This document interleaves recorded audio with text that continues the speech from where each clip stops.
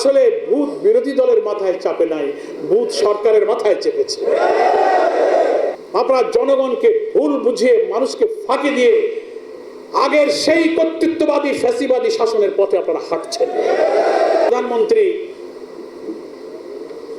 যে ভাষায় কথা বলা উচিত না জনগণের প্রতি, তিনি সেই ভাষায় এখন অভিযোগ দিচ্ছেন। সেদিন দেখলাম বগুড়ায় এক জনসভায় গিয়ে উনি বলেছেন যে বিরোধী দলের মাথায় স্বৈরাচারের ভূত চেপেছে। পড়েছেন না পেপারে? বিরোধী দলের মাথায় স্বৈরাচারের ভূত চেপেছে। ওনার বক্তব্য বিশ্লেষণ করে আর আজকে জুলাই সনদ নিয়ে ওরা যা আচরণ করে, ওনারা যা করছেন, তাতে কি দাঁড়ায়? আসলে ভূত বিরোধী দলের মাথায় চাপে নাই, ভূত সরকারের মাথায় চেপেছে। ভূত সরকারের মাথায় চেপেছে এই কারণে। ভূত কাকে বলে? গ্রামে গঞ্জে আমরা ছোটবেলায় শুনছি ওরে ভূতে ধরেছে। ভূতে ধরা মানে যার হিতাহিত জ্ঞান থাকে না, আবল তাবল কয়, মারে ভাবি ডাকে,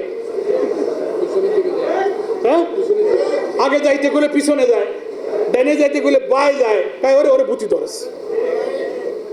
তা ভূতে আপনাকে ধরেছে কারণ নোট অফ ডিসেন্টের ভুল ব্যাখ্যা দিয়ে জনগণের উপরে আপনি কর্তৃত্ববাদী শাসন চাপাতে চাচ্ছেন। আপনার মাথা ঠিক নাই।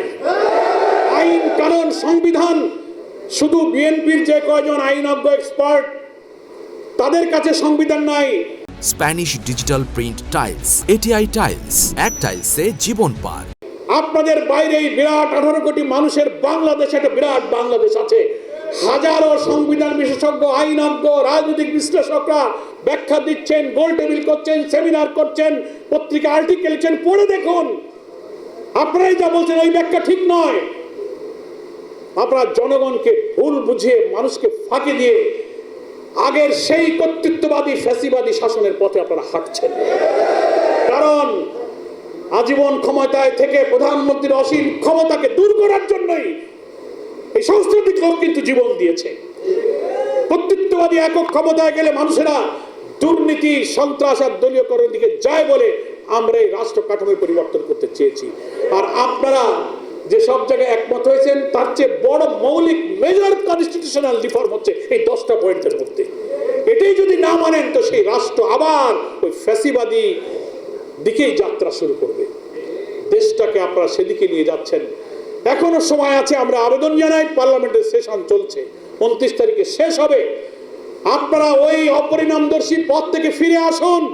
এই রাস্তা গণতন্ত্রের রাস্তা নয়, এই রাস্তা ফ্যাসিবাদ, কর্তৃত্ববাদী, দুর্নীতিবাদদের শাসনের রাস্তা। যাদেরকে বিদায় করার জন্য লোকেরা রক্ত দিয়েছে, আমরা আর কত রক্ত দেব? আমরা আর রক্ত দিতে চাই না। আপনারা ফিরে আসুন। এই পার্লামেন্টের সংবিধান সংস্কার পরিষদের শপথ পড়ে আপনি সেই পরিষদের অধিবেশন ডাকুন। সংশোধন এগুলোকে আপনি আইনে রূপান্তরিত করে সংবিধানের তফসিলে অন্তর্ভুক্ত করুন।